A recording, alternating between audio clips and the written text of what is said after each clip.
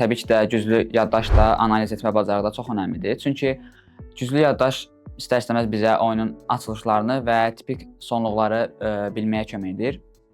Lakin istər-istəməz yaddaşımız olsa belə biz bundan istifadə edə bilmiriksə, analiz qabiliyyətimiz zəifdirsə, biz oyunun əvvəlində qazandığımız üstünlüyü sonlara doğru itirə bilərik. Qısa bir nümunə ilə bunu göstərəcək olsaq, deyək ki 30 gediş rəqibim əzbərləyib və oyunun açılış hissəsini daha yaxşı bilir, yaddaşı güclüdür.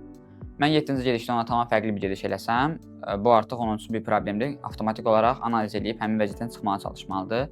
Bu səbəbdən mən düşünürəm ki, daha çox analiz etmək daha önəmlidir. Çünki analiz bacarığı olan bir şəxs yaddaşı zəif olsa belə həmin vəziyyətdən çıxış yolu tapa bilər. Şahmatçılar mən düşünürəm ki, bir çox məsələdə emosional zəka olaraq və eyni zamanda qısa zaman dilimində ciddi qərarların qəbul edilməsinə çox effektiv, belə deyim, təsir bağışlayırlar.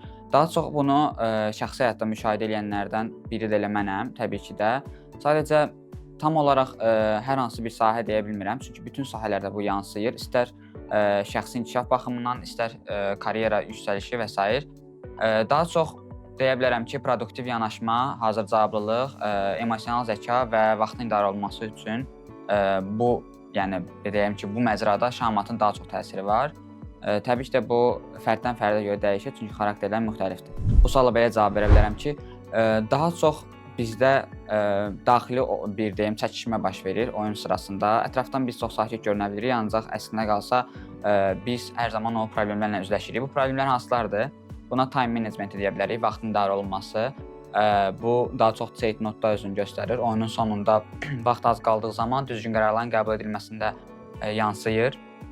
Daha sonra deyə bilərəm ki, hücum və müdafiə balansını itirmək ola bilər. Bəzi hallarda ağlar hücum etməli olarkən ağların hər hansı bir səhvindən qaralar kontrataka keçə bilər. Bu kimi hallar yaşana bilər və eyni zamanda müdafiə xarakterli oynayan şahmatçılar qərarların qəbul edilməsinə daha, belə deyim, stasionar, yəni neytral vəziyyətdə olurlar. Rəqibin gedişinə görə artıq onun verdiyi qərarlar dəyişir. Müsbət tərəfləri bunlardır ki, şahmat generatorları, belə deyim, beyinlə, ağıllı beyin funksiyaları smart sistemlərdir və bu sistemlər vasitəsilə biz şahmat oyunlarını analiz edə bilər və eyni zamanda hər hansı bir biliklərimizi artıra bilərik. Lakin sadəcə bununla kifayətlənmir. Müsbət tərəflərdən başqa bir neçəsi də var ki, bunlar zamanın, belə deyim ki, yaxşı idarə olunması. Çünki biz özümüz, belə deyək, insan kapitalı, insan beyni, insan deyə bilər, düşüncəsi ilə yanaşdığımız zaman 1 saata, 2 saat analiz edilmiş şeyi kompüter, belə deyə bilərəm ki, hardasa 30 saniyəyə tapıb bizə tam, belə deyim, detallı verə bilir. Bu müsbətdir. Lakin bundan düzgün istifadə etmədiyimiz zaman mənfi təsirlər yol aça bilər. Bunlar hansılardır? İnsanın yaradıcılıq qabiliyyəti var. Kompüterdən istifadə etdiyi zaman bu qabiliyyət itir. Çünki bəzən oturub bizim özümüzün düşünüb tapa biləcəyimiz məsələni artıq bizə hazır verdiyi zaman biz onun tapılma yolunu bilmirik və bu da bizim beynimizdəki inkişafı dayandırır.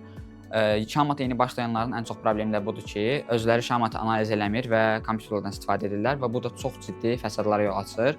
Mənfi tərəflərdən bir digəri də çox əlçatan olmasıdır. Yəni bu da bəzi hallarda tunellərdə, belə deyim, qeyri-qanuni proseslərin baş verməsinə gətirib çıxara bilir. Bəzi tunellərdə hər hansı şahmatçı oyun zalından çıxdığı zaman bəzən orada qalmaqalar yaşana bilər ki, kimsə ona kömək elədi, kompüterdən istifadə elədi, özü telefonu olmasa belə necəsə ulaşdı və s. və ilaxır. Bu kimi problemlər yarana bilir. 8 yaşımda keçirdiyim bir şahmat oyunu deyəcəm. Bu oyun Buqaraşmev Şahmat Akademiyasında baş tutub. 1-ci dərəcə turniri idi və çox ciddi bir mərhələ idi. Rəqibimin 23 yaşı var idi. Məndən həm yaşca, həm fiziki göstəricə böyük idi və bu istər-istəməz oyundan öncədən artıq mənə psixoloji bir təzyiq idi. Ancaq hər bir halda rəqibi nə küçümsəmək, nə də özümüzdən çox güclü görmək bizə fəsad verdiyi üçün biz bunları şahmat zamanı eləmirik. Mən də az yaşlarım olsa da bunu bilirdim. Oyunun əvvəlindən sonuna qədər mənə heç təkif eləyir və mənim çox ciddi üstünlüklərim olur. Bir piyada, 2 piyada, sonra bir fiqur. Və yekunda mənim bir vəzirim var, rəqibin isə heç bir fiquru yoxdur. Şahlar qarşı-qarşıyadır. Şahmatçılar daha yaxşı bunu bilərlər. Vəzirim J6 xanasındadır, rəqibin şahı H8-dədir. Mən ağlarla oynayıram və təsadüfən əlim şaha dəyir. Vaxtım 13 saniyə qalıb, çox həyəcanlıyam, əlim əsir. Və orada əlim şaha dəydiyinə görə avtomatik olaraq saatı saxlayır və hakimi çağırır ki, əli şaha dəyib şahla oynamalıdır. Və bu situasiya pat situasiyası olduğuna görə oyun heç ilə yekunlaşır və mən təbii ki də çox ciddi bir reaksiya verirəm, ağlayaraq çıxıram.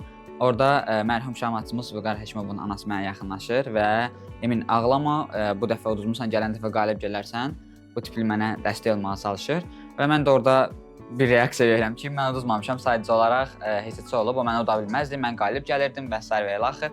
Yəni yekun etibarilə onu deyə bilərəm ki, bu oyun mənim üçün çox gözəl xatirədir. Çünki az yaşlarımda olsam belə məğlubiyyəti, yəni belə desəm, heç səni belə özümə məğlubiyyət kimi görürdüm. Çünki əgər qazanmadığım bir oyun olsaydı, başından sonuna qədər bərabəri olsaydı, təbii ki, mən də rəqibimi belə deyim, geri çevirməzdim. Sadəcə olaraq oyunda yəni davam etmək lazımdır və sonuna qədər getmək lazımdır. Məğlub olacağım bir situasiya olsa belə mənə yenə heç təklif etsələr, mən heç səni qəbul eləmirəm. Belə.